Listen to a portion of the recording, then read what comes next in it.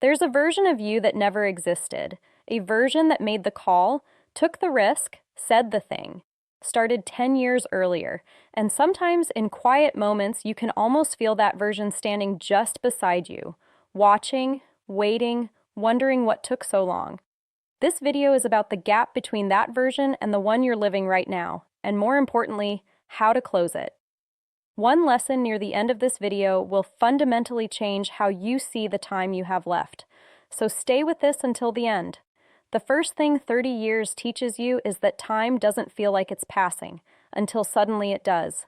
You will never experience a single moment that feels like your life slipping away. You'll only experience Tuesday, then another Tuesday. Then one day you're counting Tuesdays in reverse and wondering where they all went. The psychological trap here is called future discounting. Your brain genuinely cannot feel future time the way it feels present discomfort, so it always trades long-term meaning for short-term comfort. The practical shift? Stop asking, "What do I want someday?" Start asking, "What am I willing to do this Tuesday?" Most people don't realize this about relationships. The ones that quietly disappear hurt more than the ones that dramatically end. Nobody fights. Nobody slams a door. You just get busy. They get busy. And one day you notice you haven't spoken in 3 years and you genuinely don't know which one of you stopped trying first. The people who mean the most to you are not waiting. They're aging. They're changing. They're living their own Tuesdays. Presence is not a feeling. It's a decision made repeatedly.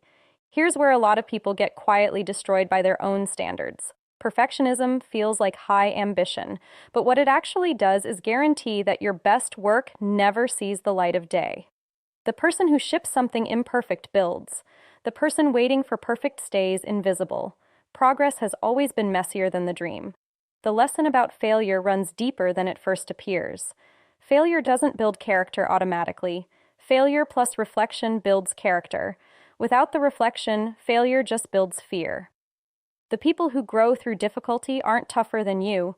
They simply got honest about what the difficulty was trying to show them. What makes the happiness question dangerous is how badly we misunderstand it. We treat happiness like a destination, something earned after the goal, the salary, the relationship, the achievement. But decades in, people consistently report the same quiet truth. The joy was almost always in the pursuit, not the arrival. The arrival gives you about 3 days. The journey gives you your life. Years later, many people finally discover that their harshest inner critic never actually pushed them forward. It held them in place, disguised as high standards. The voice that says you're not ready, not smart enough, not far enough along, that voice isn't protecting your potential, it's protecting your comfort. There is a meaningful difference. Self-worth that depends on achievement is one of the most exhausting ways to live. Because achievement is never finished. There is always a next level, always someone further ahead. The people who seem most at peace aren't the ones who achieved the most. They're the ones who stopped making their worth conditional. The truth about discipline that nobody makes sound appealing. It is not about motivation. Motivation is a feeling, and feelings are weather.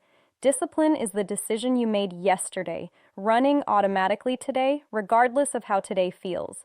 You don't rise to your motivation. You fall to your habits. Purpose doesn't arrive as a lightning bolt. It accumulates quietly through action, through showing up for the things that keep pulling at you even when they aren't paying off yet. Most people are waiting to find their purpose. The people living it are the ones who chose something and stayed long enough for it to mean something. And the final lesson, the one that changes the equation entirely. Most people spend the majority of their lives waiting for something outside them to shift. The circumstances, the timing, the people, the opportunities.